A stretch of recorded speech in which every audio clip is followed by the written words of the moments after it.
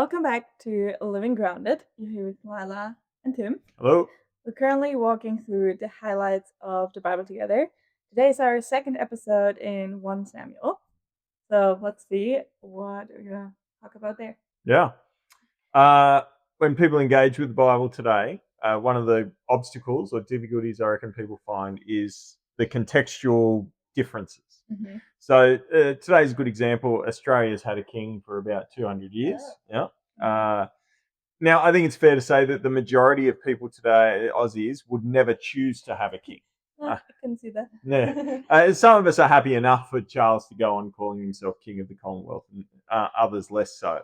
But put it this way, if we didn't have a king in the first place, I don't think many would choose to adopt one. So why is it in chapter 8 of 1 Samuel that Israel come to the prophet Samuel? You remember Samuel from last episode. Since chapter 7, we're told that Samuel's he's getting older. Sadly, his sons have kind of gone the way of Eli's sons, abusing their power and failing to follow their father's ways. But all of this brings the elders of Israel to come to Samuel and ask for a king. Israel, to be honest, has made a bit of a bad assumption. It's a correlation causation thing. Things have been going pretty bad for Israel for some time now. Oh, yeah. And they've kind of put 1 and 3 together and made 5. They've thought, if we just had a king, like all the other nations, would solve all our problems. Solve all our problems. We wouldn't lose battles all the time and so on. But as God says to Samuel, no, this isn't the issue. The issue is that they have actually rejected me, God, as their king.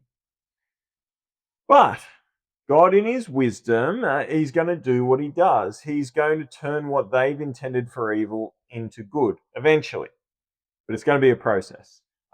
First, God says, give them what they ask for. And so not long after, we're introduced to a man who really looks like king material. He's tall and handsome. I mean, this is the Jewish Chris Hemsworth or something like that.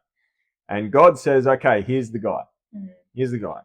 And so Samuel meets him and eventually anoints him. Now, that's an important word. If you're new to the Bible, anoint literally means to cover with oil.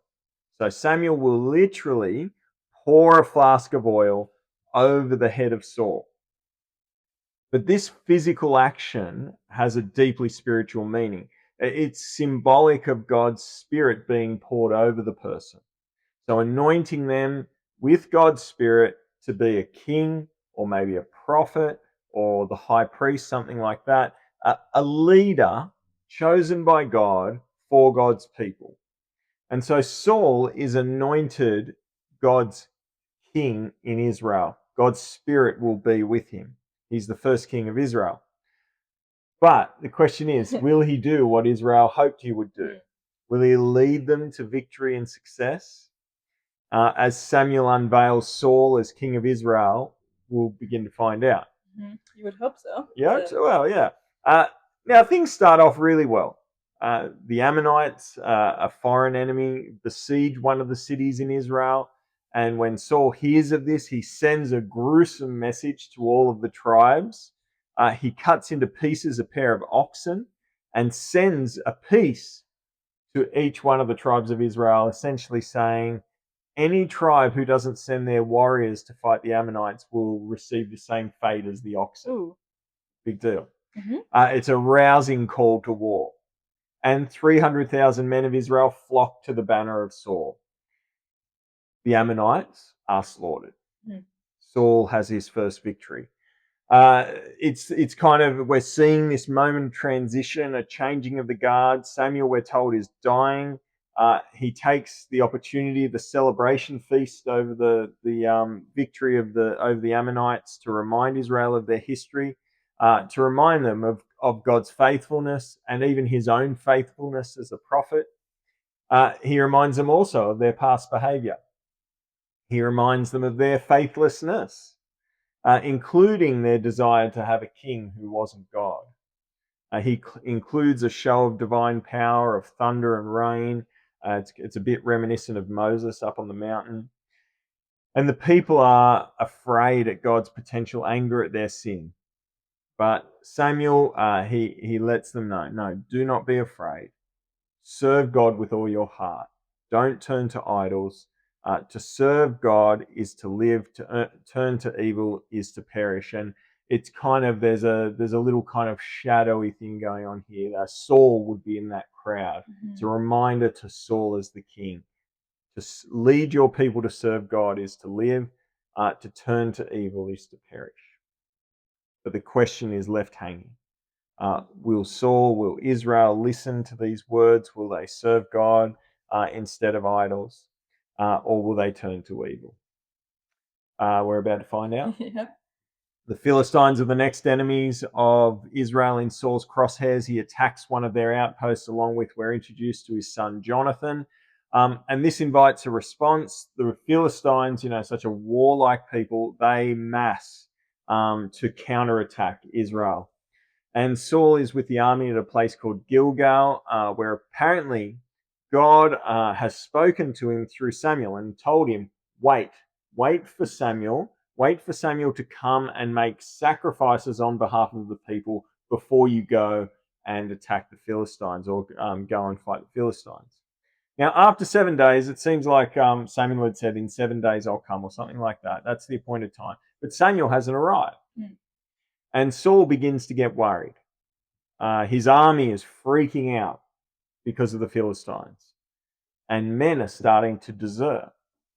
So Saul takes matters into his own hands. That's not going to end well. He makes sacrifices on behalf of the army. Samuel arrives, sees what Saul has done, and tells him, you've done a foolish thing. You failed to keep the command of the Lord. Now, to all of us, this kind of can seem a little bit petty, like, what's the big deal? But you need to remember some of the things that we've already covered, right, across our series. Think of Abraham and Sarah. God promised them a child. It's taking longer than they expected. They take matters into their own hands. That's what they do. So Abraham sleeps with Hagar instead. Think of other moments like Gideon. Does God need an army of 300,000 to defeat the Philistines? No, he can do it with 300. He can even do it with one man like Samson. What is God actually looking for? He's not looking for a handsome or tall or strong king. He's looking for a king who will trust the Lord with all his heart, who will trust God in every circumstance, who will live by faith and not by sight, as Paul was saying to Corinthians. Does God's king have to worry if some of the army is deserting? Nope. So that's the issue. Saul ultimately is showing who he trusts in, and it's himself. It's not in God. This is his fatal flaw, and this is actually the first kind of the beginning of the downfall of Saul. Won't happen immediately, but this is your first moment where you go, oh, there's something wrong with this king. God will still work through him, though, as we'll see in the next episode. There is a replacement waiting in the wings, a king who's going to be greater than Saul, who's going to usher in the golden age of Israel, a king who does trust God in almost everything, whose heart does beat for God. How does Saul point us to Jesus? Yeah. Well, Saul begins a long line of the kings of Israel who will ultimately disappoint. Some more, some less, but every single one of them will fall short. God's king should be an exemplar of the nation. He should be a man of deep faith, a man of deep moral fiber, a man of courage and of patience, a man who lives by faith and not by sight, a man who defeats the enemies of God's people, a man who sacrifices himself for the sake of the people's good. Every king of Israel, even the greatest ones, will fall short of that high bar.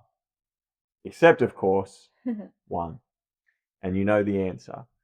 Jesus is the anointed one. That's what Christ actually means. It's not Jesus' second name or anything like that.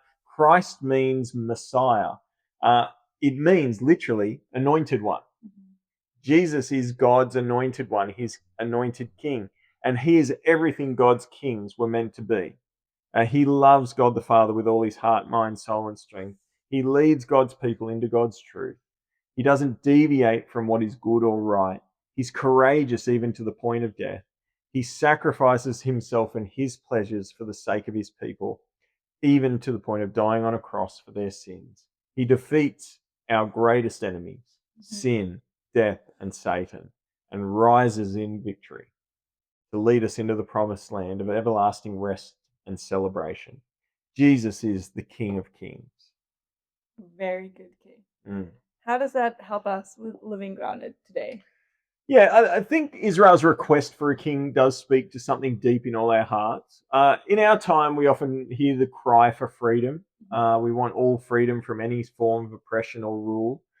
We think to be free to do whatever we want, however we want, is what we want. We wouldn't ask for a king to rule. We wouldn't ask for a king today. But how's that working out? Can I suggest to you that ultimate freedom actually leads to significant anxiety? If I'm the king of my own life, then I'm responsible for everything. I need to make the proclamations of what is right and good. I need to be the courageous one and lead myself to green pastures. If I'm the king, it's all on me. That's a lot. The truth is, I actually think we'd prefer to have a king. Not King Charles or someone like that. Sadly, because we have this desire for a king, we then turn to all sorts of types of kings for hope and guidance. Whether it's a barefoot investor, or whether it's some celebrity or a religious figure, we think that if we just follow them, then we might be safe from the things that cause us anxiety and bring us down. But the reality is that human leaders will always let us down. They will always put themselves before us in some form. Their guidance will always be flawed in some form. The truth is that actually, deep down, if we would only realize it, our deepest desire is to have God as our King. We want Jesus as our King because Jesus is God. But that means to live with Jesus as your King means to live by faith and not by sight. To have Jesus as your King means to put your trust in him, even when that looks like something, doing something, trusting in something, believing something, being patient for something that the world says you're crazy.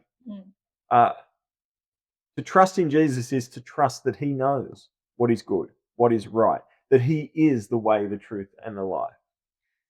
But what if? What if Jesus is everything we actually want deep down?